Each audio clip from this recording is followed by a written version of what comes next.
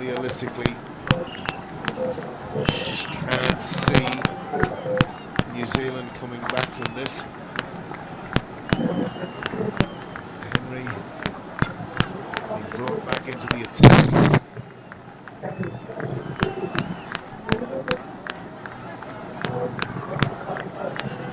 Perhaps this a last throw of the dice.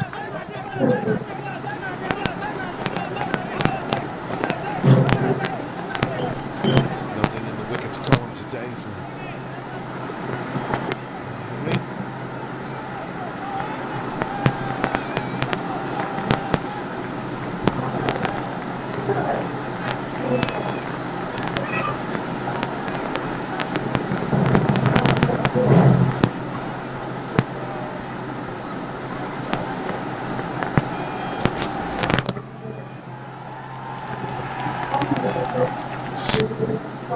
Scooped away off his hip by Rahim there. Well, that's the equation, 27 of 29. Now, if this is a 2020 match, you're always backing the batting team here to win easily. Although I do remember Bangladesh in an ICC T20 needing 2 or 3 balls and they didn't get there. So, as we know, anything can happen in this game of cricket, but just sense today that New Zealand have the equipment to do it.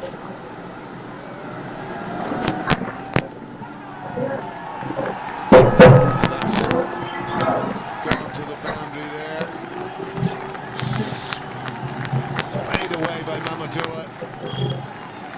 Really, just detect New Zealand body language is such that their destiny is known.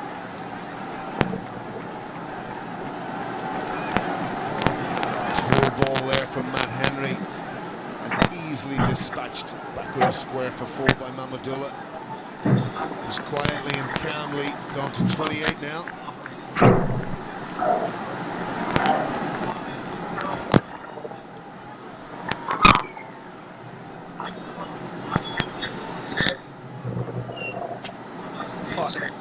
The ship 4-3-9 between these two. Really, Mahampadilla is the one who's come in and took the pressure off Mushfiqur. Made his life a lot easier to be able to just rotate the strike because the boundaries are coming from both ends. It's again tactically something I think that's more part of the modern game. The expectation of the new batsman in Rahim is the foundation and the stability, and Mamadou, as you say, is taking the game to the opposition. And he's proved over the years to be very good at it.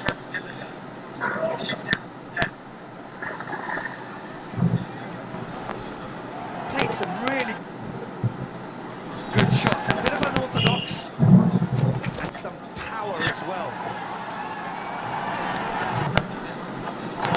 Probably a shot at his innings. Able to place the ball beautifully when required.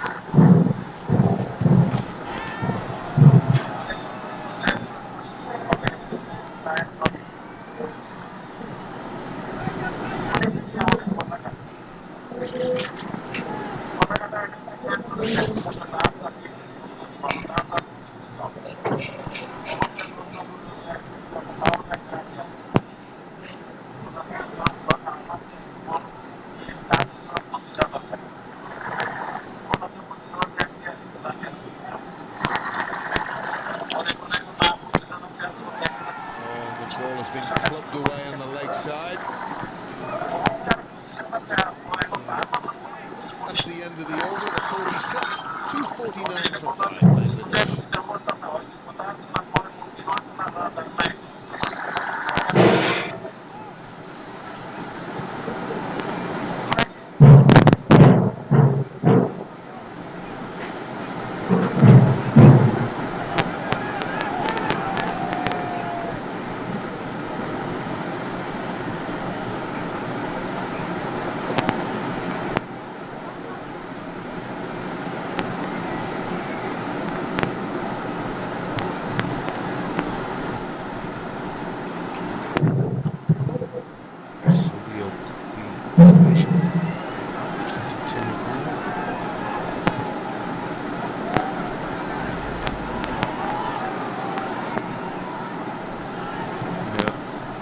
interesting. Hamish Bennett's obviously got an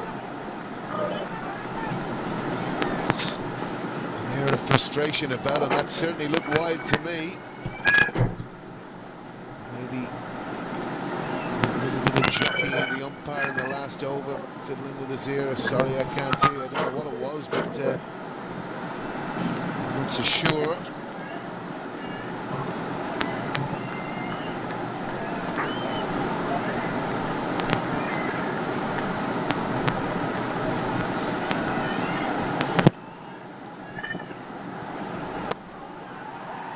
It's absolutely clubbed again, and with mid-on in, it's straight over his head for 4. The inevitable appears nigh. Oace Just got it wrong. A little bit too full from Hamish Bennett. Mahmudullah capitalising on it. Full flourish of the bat. I think one man who'll be very happy within the Bangladesh camp is Courtney Walsh, because his seam bowlers at the end of their innings did a terrific job for their team. Went full, Rubel in particular, 12 balls at a time in the block hole. Scoring heavily was a hell of an achievement.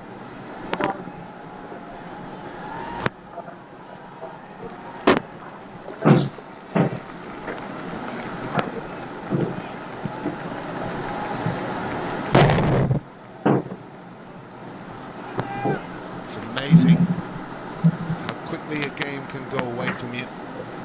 Perhaps a moment, and an isolated moment.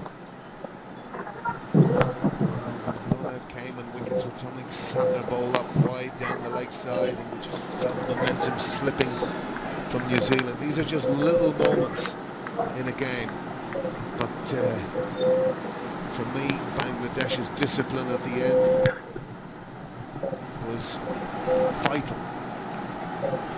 At a time when midway through the New Zealand innings, you certainly felt a score in excess of 300 was on the table.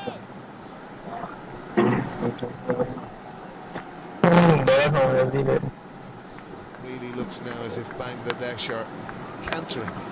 You'd even use the word in horse racing terms, trotting to victory in front of their adoring fans.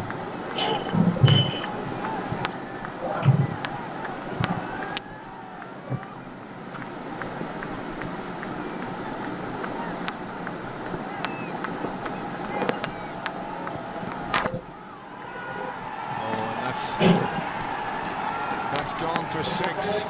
Eased away on the leg side by Mahmudullah, and he really has provided a huge injection in the last 2 overs.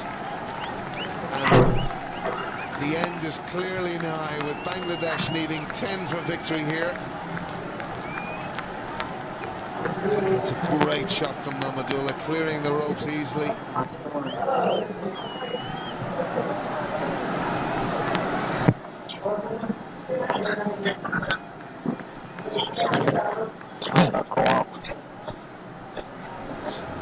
So, 10 for victory here for Bangladesh, and a rise to 6th in the ODI standings. And it'll be a great fillip for them as they go into the Champions Trophy. And that's the end of the over. 261 for 5, Bangladesh.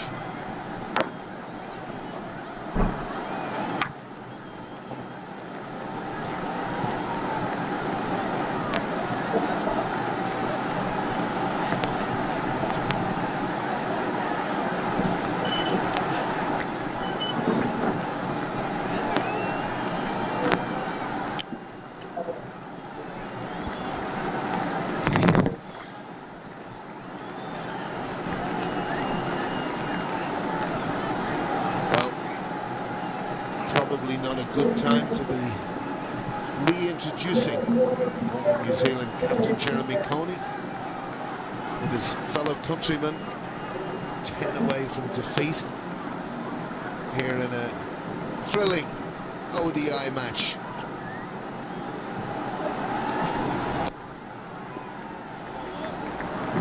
Hosted, I think, wonderfully here. Fantastic atmosphere on the ground here today, Jeremy.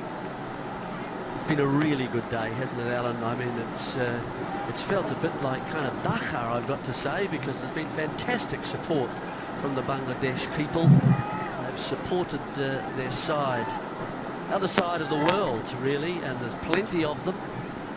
They've made their presence felt.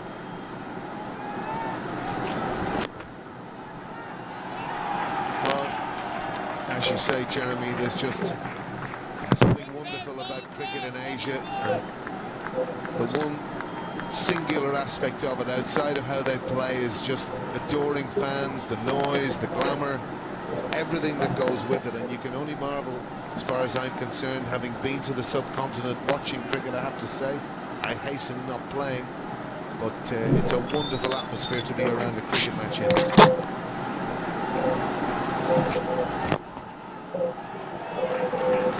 Well, it shouldn't be forgotten that they've come back from the dead, Alan, really, because today, for most of that first innings, New Zealand were holding the sway. They were in control, and yet between overs 40 and 44, suddenly 3 wickets went in the New Zealand effort, and in came Rubel, in came Mustafiz, came Shakib, and nothing really was given to the New Zealand tail end and Taylor, and they deserved it, and they're hitting everything now. And from that moment on,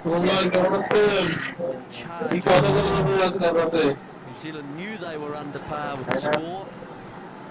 They really couldn't find the performance to back it up, and Bangladesh are deserving winners today.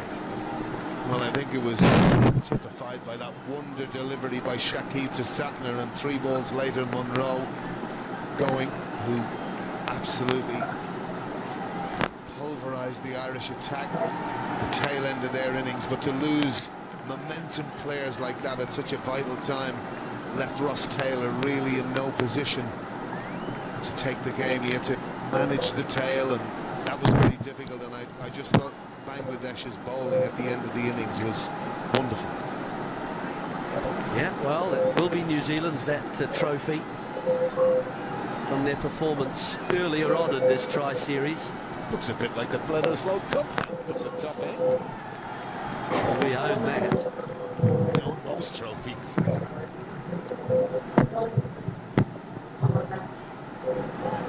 So 48 gone, 266 for 5, and now just 5 runs required from the last 2 overs of this match. It shouldn't be needed. Both these 2 players are now well set. Mahmudullah's come in and just raced away to 42 and backed Mushfiqur up.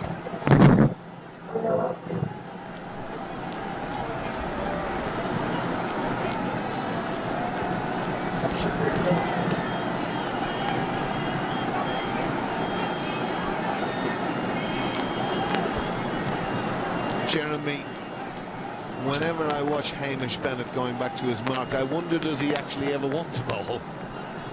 He lumbers back,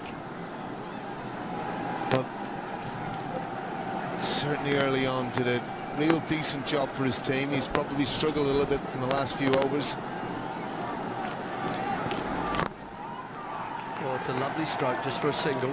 It's interesting in terms of time, actually, that he's able to lumber back. And if you rush through your middle overs and keep pushing, you earn a bit of time. In other words, if you're under pressure in the last 10 overs and you're being hit around, time for a captain to change the field, time also for a bowler to think about where I'd bowl. You know, you earn that time by pushing hard in the field, I think, through those middle overs to earn the time later. It's just quite a useful tactic. So looking ahead, Jeremy, Champions Trophy, what would you see as New Zealand's best team? Oh dear, that could be it. Yes, it is. And Mushfiqur celebrates. And he certainly does celebrate. There's a big fist bump. And boy, do they deserve their victory today. And it certainly seems to mean a lot to Mushfiqur. He's played beautifully out there today, Jeremy. Calm, composure, skill and guile. and backed up wonderfully by Mamadullah, as the crowd, who should really be kept off the playing area and should be nowhere near the teams here. But a great victory for Bangladesh today, and a wonderful game which I thoroughly enjoyed. Yeah, congratulations, Bangladesh.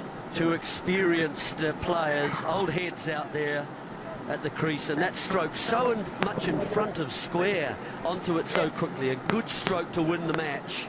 And Mamadullah just gets ahead of Mushfiqur, 46, Mushfiqur 45. Both of them at strike rates 100 or over. So it's been a very good partnership of 72 from 62 balls to see their side home. And certainly too, Jeremy, from an Irish perspective, outside of the disappointment of some of our performances, but to be involved in a series and have a series like this that's been so welcomed by the cricketing public of Ireland, and obviously people, but New Zealanders and Bangladesh people within Ireland. Any of the conversations that I've had around the ground have thoroughly enjoyed the series. Obviously it's been disappointing from an Irish perspective, but certainly from Bangladesh's and New Zealand's point of view, they've probably answered a lot of questions for themselves running into the Champions Trophy. And whilst Bangladesh has a settled look about itself, there's certainly huge competition. I'd be interested in your views moving